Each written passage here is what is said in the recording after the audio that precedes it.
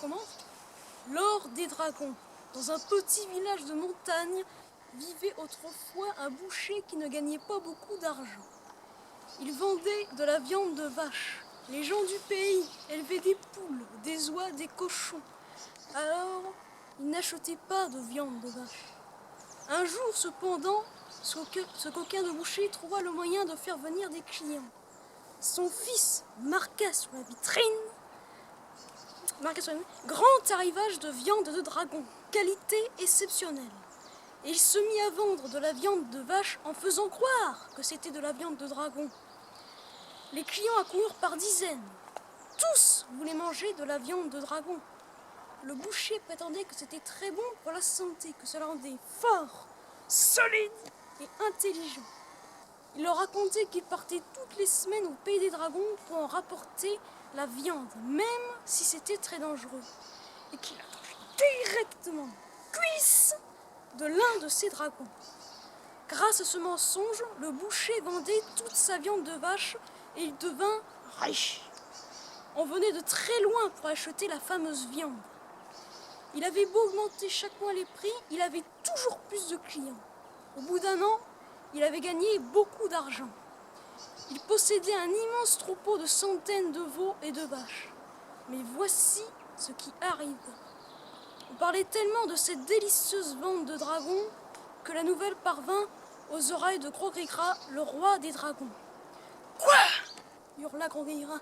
« Il existe sur cette terre une canaille qui ose vendre de la viande de dragon ? Je vais aller lui dire 2 mots. » Et il se mit en chemin. Quand il arriva, le boucher faisait une fête dans sa maison. Quand il eut l'écriteau « viande de dragon », il entra dans une terrible colère. Il frappa du pied si violemment que la maison du boucher vacille. Le boucher sortit, croyant un tremblement de terre. Il tomba nez à nez avec Gros-Gris-Gras, le roi des dragons. « Qui ose tuer des dragons ?»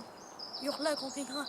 « Personne, votre majesté, » murmura le boucher. « Nous vendons de la viande de vache, de la simple viande de vache. Mais nous faisons croire que c'est de la viande de dragon. » Gros-Gris-Gras regarda les pauvres morceaux de viande rose pâle, il sourit. Certes, ce n'était pas de la viande de dragon. Gros-Gris-Gras, le roi des dragons, se calma. Et soudain, il eut une idée. Il dit au boucher : « Je vois que tu es un très bon marchand. J'ai une proposition à te faire. » Le boucher flatté répondit : « Votre seigneurie, je suis l'homme qu'il vous faut. » « Eh bien, dit Royen, nous manquons justement de viande fraîche au pays des dragons.